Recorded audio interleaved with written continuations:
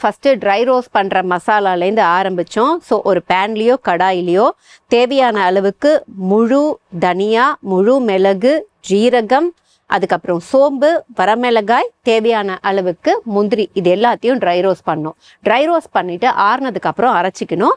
அரைச்சதுக்கப்புறம் நம்ம ஒரு கடாயில் தேவையான அளவுக்கு எண்ணெய் விட்டு அந்த எண்ணெய் நல்லா சூடானதுக்கப்புறம் ஒரே ஒரு பிரிஞ்சி இலை, அதுக்கப்புறம் பட்டை தேவையான அளவு, கிராம்பு, ஏலக்காய், இது எல்லாத்தையும் போட்டு நல்லா அது வெடிச்சதுக்கப்புறம் தேவையான அளவுக்கு வெங்காயம் போடுறோம். வெங்காயம் நல்லா வதங்கினதுக்கப்புறம் இஞ்சி பூண்டு விழுது.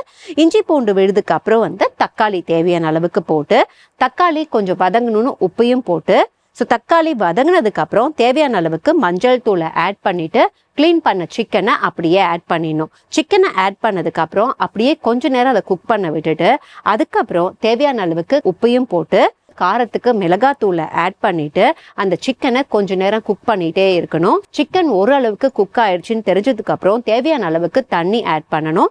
தண்ணி ஆட் பண்ணிட்டு அந்த தண்ணி நல்லா நமக்கு கிரேவி பதத்துக்கு வர வரைக்கும் நம்ம அதை மூடி வச்சு குக் பண்ணிட்டே இருக்கணும். இதுக்கு ஒரு 10லேருந்து 15 நிமிஷம் ஆகும். ஸோ அதுக்கப்புறம் எடுத்துட்டு நம்ம ட்ரை ரோஸ்ட் பண்ணியிருந்தோம்ல அந்த மசாலாவை தேவையான அளவுக்கு ஆட் பண்ணிட்டு சும்மா ஒரு 2 நிமிஷம் பெரட்டிட்டு அதுக்கப்புறம் நீங்கள் கொத்தமல்லி அண்ட் கருவேப்பிலை தூவி இறக்குனீங்க அப்படின்னா இதுதான் சிக்கன் கிரேவி.